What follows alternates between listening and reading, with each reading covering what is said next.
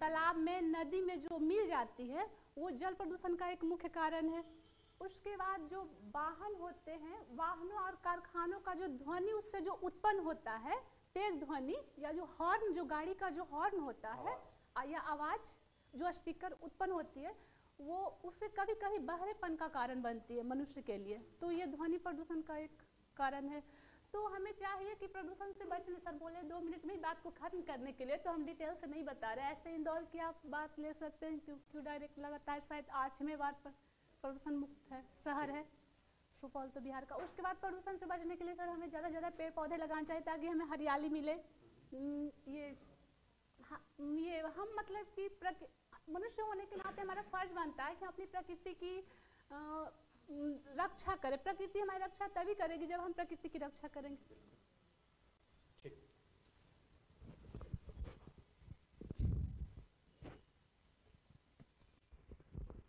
एक बार ताली तुझे। थैंक्स रूही। लेकिन एक चीज गलत है बाबू, गलत ये है कि नेक्स्ट टाइम से पूरी लाइफ कम से जब तक सिस्टम में नहीं चली जाओ, जब हम बोले कि एजुकेशन में आपको क्या कमियां नजर आती है और क्या इसका समाधान करेंगे, तो हमें सिर्फ कमियां नजर आती है। ऐसा तो गलती से मत बोलना। हमें पता है सही बोल रही हो, बहुत सारी कमियां, बहुत सारी खामियां, इसमें कोई शक की बात नहीं। हमें भी पता है, आपको भी पता है, और सिस्टम में बैठे हुए जो बड़े बड़े महापुरुष हैं, महापुरुष की इनको संज्ञा दें, उनको भी पता है। First of all, good morning, sir, and my all brothers and sisters. Today, my main topics, I will discuss modern education system. First of all, people demands what a quotage and what, just like a one Shakespeare statements, ki girls for a dance. That's on that 15 years before, in minimized girls who have to participate for education and the leaderships, but now whereas I have totally changed in our environment, in our society, in our colleges, in our country. But now I'm also talking about some examples. In 2019 to 2023, in the Lok Sabha session, mainly discussed 35,000 students have been declared suicide. That's what a cause and what's the reason. Why the students take that type of decision? If you now ask the thing to why that steps will be should been taken. Now in the first month, one example also I have to took there. In the month of January, in the month of January at the last week or first weeks, 2 students had been the suicide in the quota. All years you have to saw, minimums in all examples you have to 2017, 18, 19, you have to many examples. In the quotage, really you have to found that so many students that take type of steps. Suicide funds, yeah.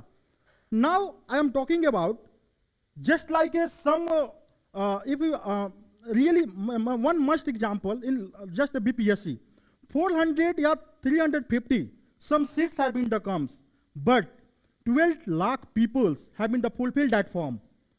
But mainly central government that take a decisions. How any institutions, given the an examples in my institution, 50 students have been the qualified, how? Just think, how can you think? Just a main areas, what is the difference? Just one examples, one my friends, Mumtaz, he had been now in this session, BPSC teacher, he had been selected, but how can fulfill the examination of CTET? Sir, just I'm totally shocked. If you are the biometric, after that you have to check your admit card in your photos. But after that, how can you fulfill the CTET exam for 1 lakh rupees for only the sitting of the taken of the CTET examination? How? That's the problem, and that's the reasons for the government schools and government examination. Some also examples, just in the Daroga examination, many students have been said that, I will given the 50 lakh rupees, I will do that type of jobs. How? Just educated people, educated students had been not take your decisions. why that type of problems in our society, in our country. Now one thing or more I have to take, before 30 to 40 years before, some give an advice ki how can you finish that type of work. If any government, just think, first of all just think ki why you have to only choose in the government colleges, but why when not choose I have to took the class of government school? Can you have any think about that? Never. One solution is that if any government school teachers on his child, on his baby, also take admission in on a school. After that type of problems have been solved. Thank you.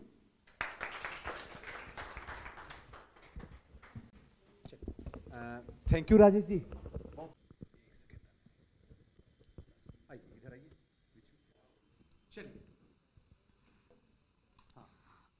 नमस्ते. मेरा topic है गरीबी.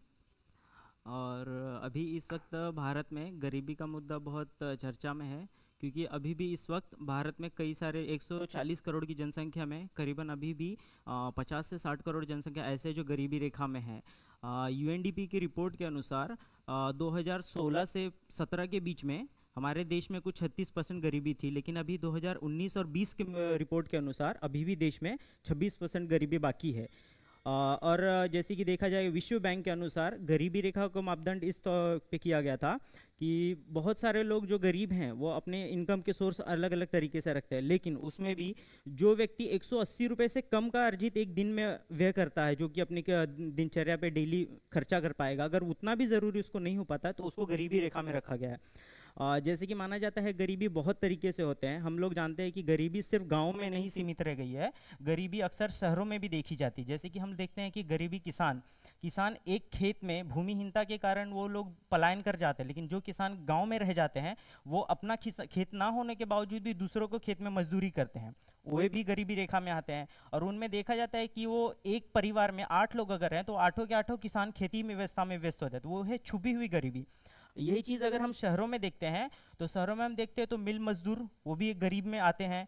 उसके अलावा बाल मजदूर जो होटलों में काम करते हैं या बहुत सारे कारखानों में काम करते हैं. अगर देखा जाए तो महिलाएं भी शहरों में महिला भी अभी ऐसी हैं जो भी गरीबी रेखा में आती थी, लेकिन अभी सरकार के द्वारा उन्हें बहुत सारी योजनाएं दी जाती है, जैसे कि उनको सिलाई मशीन दिया जाता है अपना खुद का बिजनेस स्टार्ट करने के लिए, या फिर उनको बहुत सारी आंगनवाड़ी में स्वास्थ्य के लिए नियुक्त किया जाता है. जैसे चिकित्सा व्यवस्था में भी बहुत सारी महिलाओं को योगदान दिया जा रहा है अभी. तो गरीबी इस तरह से भी सरकार के बहुत सारी योजनाएं हैं जो गरीबी को दूर किया जाता है. लेकिन फिर भी सबसे ज़्यादा गरीबी में अगर किसी के ऊपर सबसे ज़्यादा प्रभाव पड़ता है तो वो महिलाओं पे पड़ता है, क्योंकि गरीबी में अक्सर जो गरीब परिवार होते हैं वो ना अपनी बच्चियों को पढ़ाना चाहते हैं, क्योंकि उनके पास उतना व्यय नहीं होता कि वो पढ़ा सकें, उनकी दिनचर्या की व्यवस्था पे वो हो जाते हैं.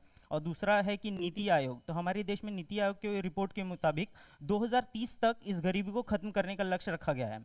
और बताया जाता है कि नीति आयोग ने किया है कि सबसे ज़्यादा गरीब अगर पहले देखा जाए तो 9 वर्षों में सबसे ज़्यादा यूपी में गरीबी थी, उसको खत्म किया गया, जो कि 5.94 करोड़ लोग हैं जिनको गरीबी रेखा से बाहर निकाला गया है.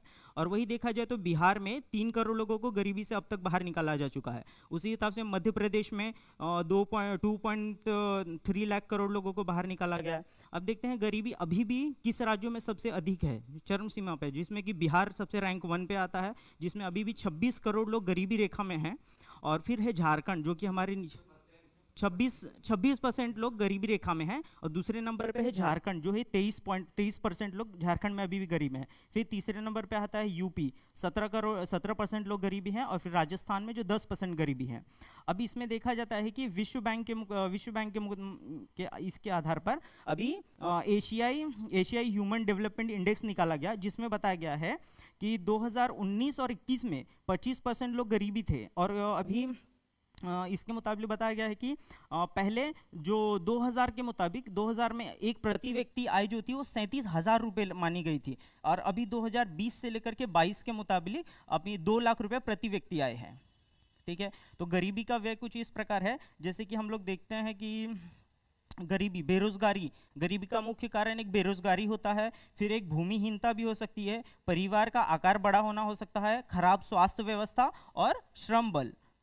ठीक है, मैं अपना बात एक कोटेशन से खत्म करना चाहूँगा. महात्मा गांधी जी का एक कोटेशन है कि लोग एक मिनट, महात्मा गांधी जी का एक कोटेशन है, भारत असली मायने में भारत का अर्थ, अच्छा, असली मायने में भारत तब स्वतंत्र होगा जब भारत का अंतिम व्यक्ति मानवीय व्यवस्था के दुखों से मुक्त हो जाएगा।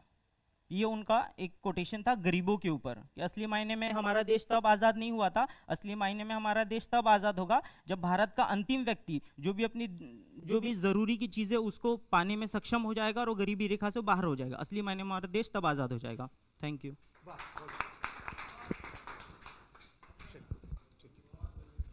ठीक है, चले आगे चले। बड़ा अच्छा बोले राणा जी, जो भी बोले जितना बोले स्पष्ट रूप से बोले, है कि नहीं? और यही चाहिए, धीरे धीरे ये कॉन्फिडेंस सब में आएगा। बस आपको यकीन रखना है कि मैं जो आज पढ़ रहा हूँ, जैसे जब आप इंसान पढ़ता है, जब आपको पढ़ा रहा हूँ, तो ये चीज़ उम्मीद जगती है ना कि मुझे एक दिन सुजीत सर लिखा देंगे इसी चीज़ को। इसीलिए मन से, तन से और धन से पढ़ते हैं। अब ये चीज़ एहसास हो जाएगा आपके दिल के अंदर कि जो चीज़ पढ़ा रहे हैं, जो चीज़ समझा रहे हैं, जो चीज़ लिखा रहे हैं, अब ये सब चीज़ को अच्छे से पढ़ लो, क्योंकि एक दिन सामने जाकर बोलना होगा। अभी टॉपिक जो आप बोलते हैं, एक वक्त आएगा लौट के, यकीन मानिए होली के बाद यहीं खड़ा रहेंगे हम टॉपिक एट ए टाइम देंगे और एट ए टाइम आपको बोलना होगा, तो परिवर्तन दिखेगा।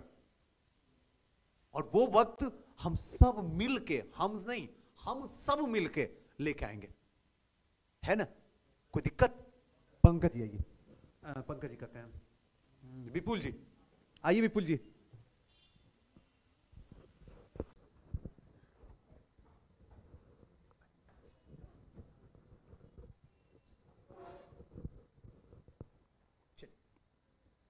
Good morning sir, good morning of you. आज का मेरा टॉपिक है नारी सशक्तिकरण।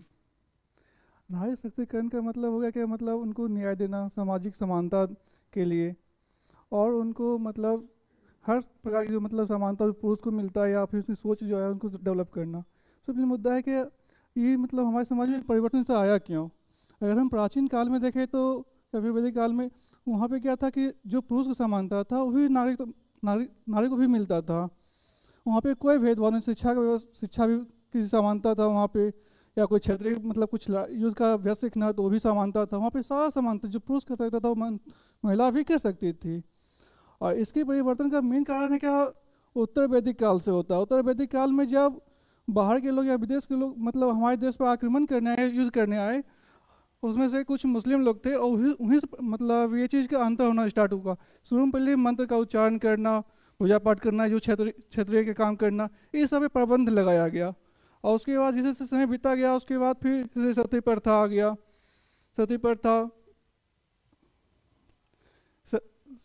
प्रथा, बाल विवाह, विधवा विवाह, ये सारे टाइप के मतलब कुछ ना कुछ मतलब। और उसके बाद शिक्षा की व्यवस्था मतलब नहीं लिखेंगे सर, फिर लंबा समय चला जाएगा। क्या है टॉपिक, जरा टॉपिक बताइए। Good morning sir, good morning friends. आज का मेरा टॉपिक है अस्थाई बंदोबस्त। भू राजस्व व्यवस्था के विषय में आज हम जानेंगे। तो सबसे पहले भू राजस्व व्यवस्था, जो कि एक भूमि पर लगाए जाने वाला कर हुआ करता था, जो प्राचीन भारत से लेकर के वर्तमान में भी भूमि पे कर लगाया जाता है, और जिसको कि मार्टिन बर्ड के द्वारा लागू किया गया था। इसका जो भू राजस्व व्यवस्था का जो जनक था वो मार्टिन बर्ड था, और इसको 3 भाग में डिवाइड किया गया था। एक होता था रैयतवाड़ी व्यवस्था, महालवाड़ी व्यवस्था और अस्थाई बंदोबस्त। तो सबसे पहले अस्थाई बंदोबस्त का लागू करने वाला जो 1793 ईस्वी में कर्नावलिस के द्वारा लागू किया गया था अस्थाई बंदोबस्त को। यह भारत के कुल 19% भूभाग पर इसका विस्तार हुआ, जिसमें कि बंगाल, बिहार, उड़ीसा और उत्तरी कर्नाटक के क्षेत्र में इसका विस्तार किया गया था। इसमें कर का दर जो था वो 89% से लेकर के 90% तक था, अर्थात 10वां से 11वां भाग, जमीन का 10वां से 11वां भाग तक यह कर का दर हुआ करता था।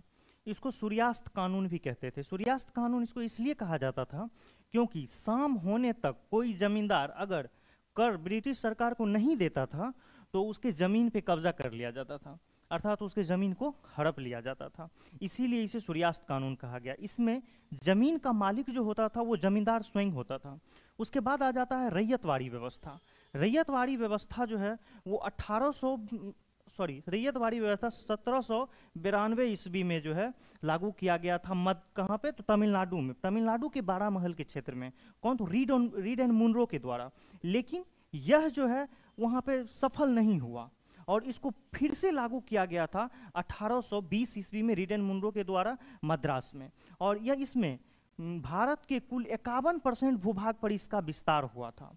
और इसमें कर का दर जो होता था वो 1/3 से लेकर के 1/2 तक होता था, जिसमें कि परसेंटेज के अनुसार 55% से 33% तक हम कह सकते हैं। और जिसमें कि यह जो विस्तार हुआ था यह मद्रास में, तमिलनाडु में, कर्नाटक में, पूर्वी बंगाल, असम के आदि क्षेत्रों में इसका विस्तार हुआ था। और इसमें ज़मीन का मालिक जो होता था वो किसान स्वयं होता था। उसके बाद आ जाता है महालवाड़ी व्यवस्था। महालवाड़ी व्यवस्था जो लागू होता है वो 1822 ईस्वी में हॉल्ट मैकेंजी के द्वारा लागू किया जाता है। और इसमें कर का दर जो होता है वो 60% तक होता है। और यह भारत के कुल 30% भूभाग पर इसका विस्तार हुआ, जिसमें कि पंजाब के क्षेत्र था, उसके बाद मध्य प्रांत था, उत्तर प्रदेश का भाग था, इसमें लागू किया गया था। ठीक है सर। और इसमें ज़मीन का मालिक जो होता था वो मुखिया होता था, जिसको कि हम रैयत कहते हैं। ठीक है सर, थैंक यू सर।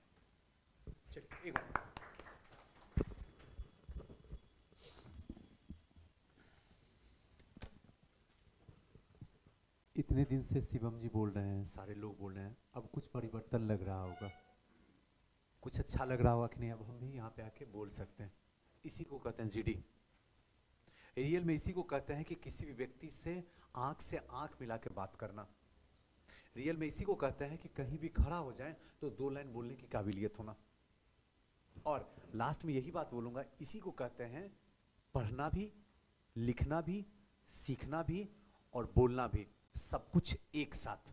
और ये सब कुछ जिस दिन एक साथ होना शुरू हो जाए, जिस दिन आपके अंदर आना शुरू हो जाए, equal to BPSC qualify. Sure? Clear? चलिए नेक्स्ट आओ पूजा, निकलो।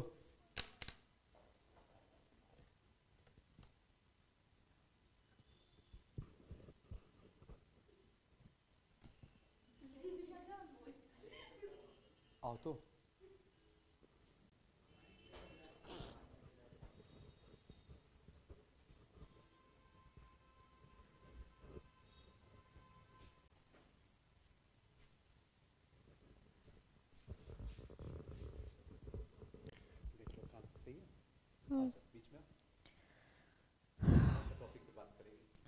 हमारा टॉपिक है नारी सशक्तिकरण। हमारा देश आज सामाजिक, धार्मिक, सांस्कृतिक स्तर पे आगे बढ़ता जा रहा है और देश में समाज में हर वैश्वीकरण की तरफ से उद्योगपति हर कुछ आगे बढ़ता जा रहा है और समाज की आधी आबादी हमारी नारी है, स्त्रियां हैं। डॉक्टर BR अम्बेडकर ने कहा था कि समाज के बारे में अगर आपको जानना है तो समाज की स्त्री की अवस्था के बारे में आप जानें। आर्टिकल 15 के तहत हमें समानता का अधिकार दिया जाता है। आर्टिकल 15(3) के तहत हमें लैंगिक समानता के अधिकार दिया जाता है, लेकिन इसके बारे में हमें कुछ भी पता नहीं होता, लोगों को इसके बारे में जागरूकता नहीं होती। तो इसके बारे में हम ये बता सकते हैं कि कुछ अभी सुधार के अनुसार वर्ल्ड हेल्थ ऑर्गेनाइजेशन की रिपोर्ट के अनुसार महिलाओं में वर्ल्ड हेल्थ ऑर्गेनाइजेशन रिपोर्ट के अनुसार 6.62% की गिरावट आई है। 6.62 की दर से जो गिरावट आई है, 73% की गिरावट जो आई है वो मात्र मृत्यु दर की गिरावट आई है। मात्र मृत्यु दर के अनुसार वैसी स्त्रियां जो अपने समय के साथ ही, समय के बढ़ने के साथ ही वो मतलब उनमें बहुत सारी कमियां आ गई हैं, जो क्या बोल सकते हैं सर, भूल गए। हाँ, तो उसे नारी सशक्तिकरण के रूप में आगे लाया गया है।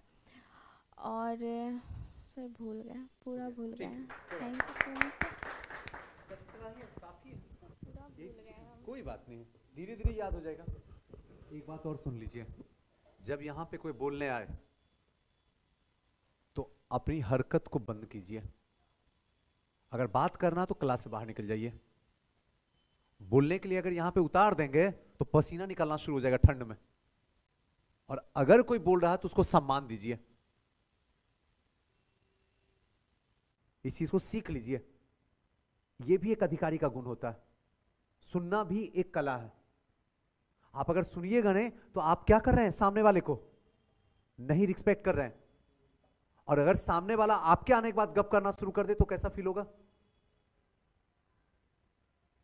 सपना एसडीएम बनने का, हरकत ग्रुप डी वाला। Very good, super.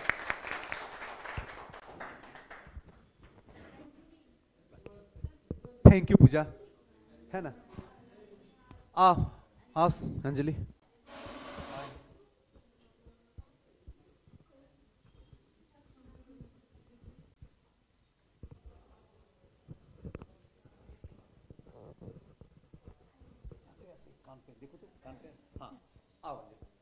Good morning friend, मेरा नाम अंजलि कुमारी है और मैं ईस्ट चंपारण से बिलोंग करती हूँ।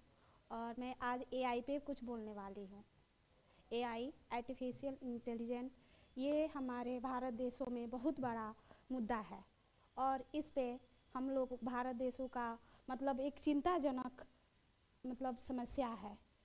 ये एक ऐसी समस्या है जिस पे डीप फेक, लोगों का गलत उपयोग, अलग जिसका फेस अलग लोगों का फेस उसमें मतलब शेड मिक्स कर देना, और उससे जैसे कि कॉपी राइटिंग, जैसे एग्जाम हॉल में कोई भी लोग जैसे इलेक्शन हो रहा है उसमें भी प्रॉब्लम है।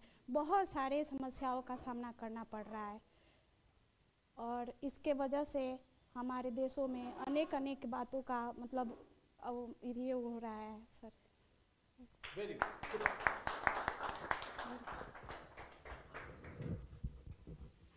Thank you Anjali. बैठ जाओ अंजलि ना। हाँ बैठ जाओ।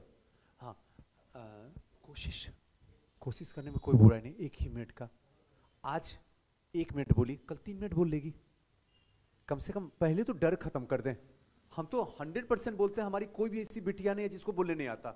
ओपन चैलेंज, आ जाए मुझसे टकरा के कोई देख ले टीचर दुनिया का। हमारी सारी बिटिया को बोलने आता है।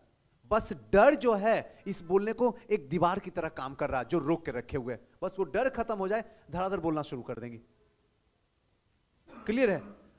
अब जो आएंगे वो आएंगे, आप आइए। हाँ क्या नाम हुआ? विशाल जी आइए।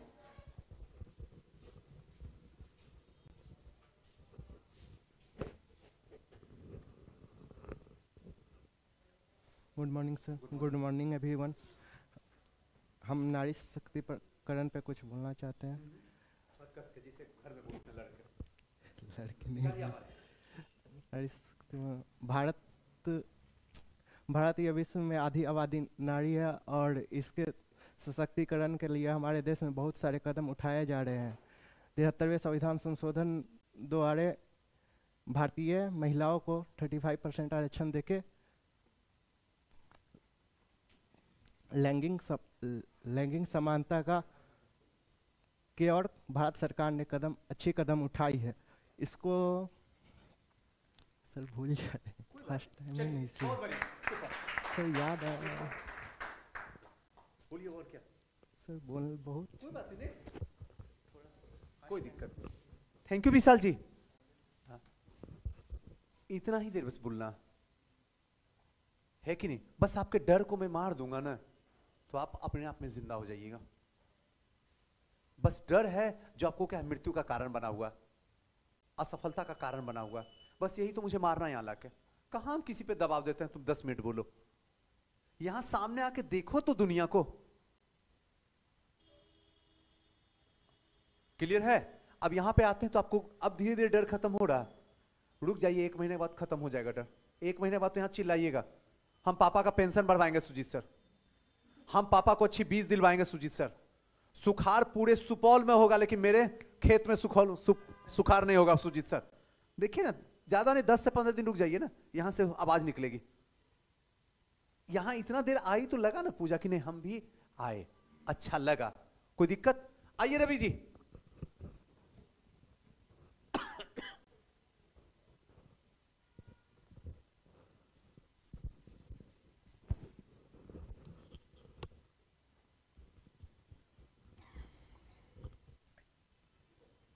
सर मेरा टॉपिक है गांव का प्रमुख समस्या एवं निदान। तो गांव का प्रमुख समस्या, जो मैं जिस गांव से बिलोंग करता हूं सोनवर्षा राज, उस गांव का सहरसा जिला गांव सोनवर्षा राज, उसका सबसे प्रमुख समस्या जो है विद्यालय में बच्चों का ना होना। और दूसरा समस्या है कि स्वास्थ्य संबंधी जितने भी चीज़ हैं, जैसे अभी रिसेंटली कोविड आई तो अवेयरनेस फैलाना वहाँ पे बहुत ज़रूरी है गांव में। जैसे कि मैं पटना में देखता हूँ कि यहाँ पे अवेयरनेस नुक्कड़ नाटक के थ्रू भी यहाँ पे झूड़ी, मतलब इसको क्या बोलते हैं, मतलब जो रहते हैं उनको अवेयरनेस फैलाया जाता है, लेकिन हमारे गांव में मतलब इनसे रिलेटेड कुछ नहीं है। तो अगर समस्या का निदान अगर स्वास्थ्य विभाग में हम चाहते हैं तो हम ये कर सकते हैं कि वहाँ पे इरिटेशन थोड़ा हो रहा है सर, कोई दिक्कत नहीं है हम। और yes sir.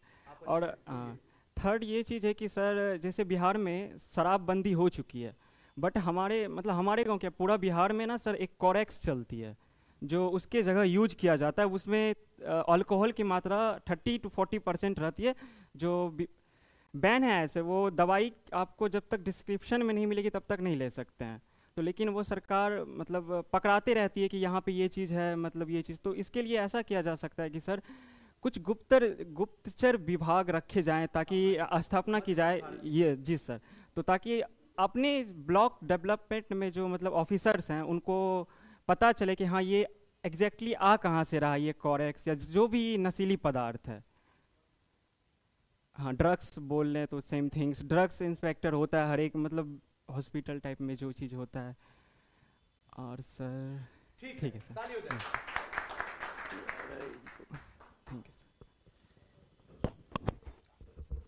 Thank you Ravi ji. ठीक लगा रवि जी? हाँ धीरे धीरे और अच्छा लगेगा। नेक्स्ट जो आएंगे हमारे बीच में वो आएंगे आप पूनम।